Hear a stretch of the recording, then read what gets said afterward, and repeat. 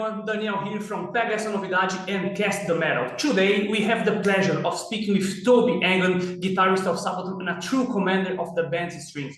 This pretty guy over here is an elite weapon in Sabaton's arsenal, delivering riffs that march straight into the hearts of fans. Thobbe, we're very happy to have you back in the battalion in 2024, bringing your strength and passion to the front lines. Today we'll dive into your history and uncover the behind the scenes of these epic battles. And my first question is just about that. How was your returning to Sabaton in 2024? And how do you compare this to come back to your first entry in 2012? Thank you for the question. Yeah, it was, to me, it was a no-brainer. When the question came, it was perfect timing, you know, because being a part of the band earlier and then leaving in 16, I had like 7.5 years of a break, and during that time I slowed down a bit because we had some really intense touring going on back then, you know, and I wanted to slow down a bit and focus a bit more on my own music and stuff like that. And then me and my wife, we had a kid and bought a house, and then the question came, and it was as I said, a no-brainer, because we kept in contact during all these years, being the best of friends, you know. And even Tommy is a very close friend of mine. So it was just, yes, let's do this. And wow, thank you guys. Let's rock. We're very happy to have you back. Thank you, sir. Speaking of the band, we think history is often told through books, but you guys chosen to tell it through music. Where does this fascination with historical events, wars, and heroes who shaped the world come from? I would say when Sabaton first started back in '99, it was a long time ago, it was 26 years this year. The topics were most, you know, the more common metal topics. But then Prima Victoria was something else. When Joachim wrote the lyrics for Prima Victoria, he realized all of a sudden that, wow, this is something important to talk about. And it's, you know, history. And it struck a nerve, I guess, in both the band and the reaction of the crowd. So that became an interest, actually, as the years passed. And now I would say both Joachim and Per, they are real, you know, I would say historical experts in a way, because they dived so deep into different subjects when it comes to both ancient and more modern conflicts, like First and Second World War. And yes. And so I saw the Sabaton History channel on YouTube, and has a strong focus on factual accuracy. What impact do you hope to have on fans and future generations with this channel? Do you have something to tell us about it?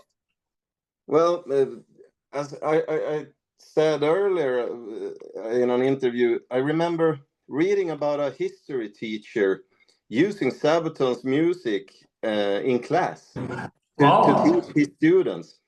And that's really, wow. That's sure. Humbling, and it's very, and I can see why in a way, because it's more interesting for the kids maybe to learn about history that way, instead of just reading a boring book. You know, you can hear it in a music or context. And so I would say, yeah, well, to answer your question, it's the combination of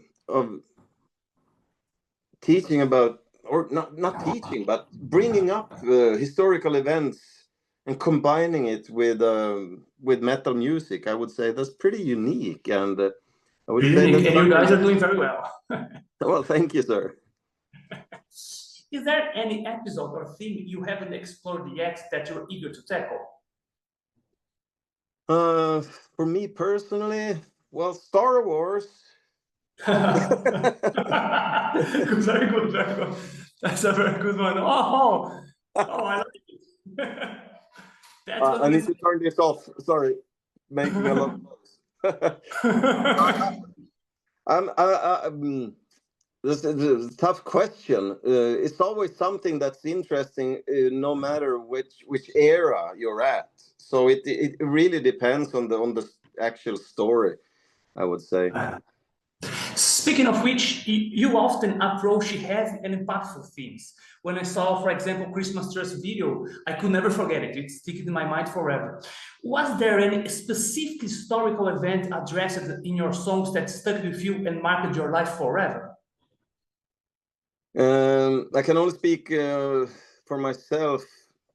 I wouldn't say that there is one particular one that comes to my mind, really. But there are so many amazing stories. I mean, if you really dig into the lyrics, because Joachim and Per are the guys who writes the lyrics, and they're doing some proper research, even contacting historical experts and stuff like that. So if you really like, I remember when we recorded and wrote Heroes back in 14. That was when I read the lyrics. It's like it's amazing what people can do. And also you don't want you want to remember and honor certain things that deserves that. And that will stick with us, I think. And speaking of historical episodes, we can't forget, because we are in Brazil, to mention the smoking snakes. Oh, of course. Many Brazilians, myself included, learned about this fantastic story of the three soldiers thanks to you guys. Can you tell us a bit about the creative process behind the song? Do you remember? Yeah, I remember it. We're writing just as the song comes together, it can vary. It can be a guitar riff, or it can be, and then eventually it fits together with a certain topic. And I remember how this song kind of evolved from a few guitar riffs here and there, and especially for me personally, being a guitar player, we wanted to have a very dramatic guitar part in that song, which Chris actually wrote. And I mean, to play that and to play it live, it's like, wow. It's a tough one, but I mean, it's beautiful, and I think it serves the song very well, because it connects the song from where we end before the solo until you kick off, and so there's that chorus, and I think the Brazilians ever go crazy when you play it. And it's magic to play it. That song, I remember, I get the goosebumps by thinking about it. I can't wait for it. And what I think about Sabaton too is you guys surpassed the status of a common band, achieving impressive feats like having your own festival and even a cruise. From your perspective, which battle presents more challenges? Dominating stages on land or leading a fleet of fans at sea? It is harder to perform on a cruise. The cruise is always special because it's a somewhat contained environment in a way. Everybody's there just for one purpose, and it's on a ship. So I mean, it's a party ship, and everybody's there just to party and have a good time, and it's just full of friends, full of family, and it's perfect. It's always special, and it's around Christmas, which is not a bad thing, because you get that special vibe. Sure. Yeah, I've always loved the Sabaton cruise. It must something be awesome. Special. Yeah. And speaking of festivals, this year at Bangers Open Air, you'll be the fourth time Sabaton performs in Brazil.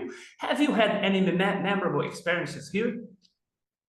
Yes, but I mean, when we played Smoking Snakes, for me personally, the first time we actually played it in Brazil, it was emotional. That was emotional, because you realized at that moment that what we're saying here is actually part of this country's history in such a all the dots connected in a way. Perfect. I can think about it. Spending years touring and performing for thousands of fans is a dream of many musicians. Could you share with us the most insane or unexpected moment you ever experienced on the road? Oh, there are so many, but I would say all of them are funny. Well, there's so many funny stories. I mean, you wouldn't believe how I can write a book about all the funny things that happen. I don't know where to start. Okay, maybe we don't have time for it, unfortunately. I don't think so. Would take weeks. You maybe create a channel for it on Sabaton's channel. All for the weird histories. And finally, do you have anything to say to your Brazilian fans? What can we expect from this show at Bangers 2024? You can expect a Sabaton show that's and the band to do 200%. I mean, we're gonna go all in because we love you, and it's been such a long time. And for me personally, it's been 11 years, so it's about time. Sure. It's gonna be a magical night. We can wait for it. I'm very feeling anxiety for this show. I can wait for it. Same here. So that's it, Tony. Thobbe. I'm run off of questions, and I want to thank you so much. You were incredibly kind. I can't wait to see Sabaton on my third at Bangers Open Air. Thank you so much. Thank you so much. Have a good day. Have you too. See you there. See you. That's it, everyone. Thanks for watching.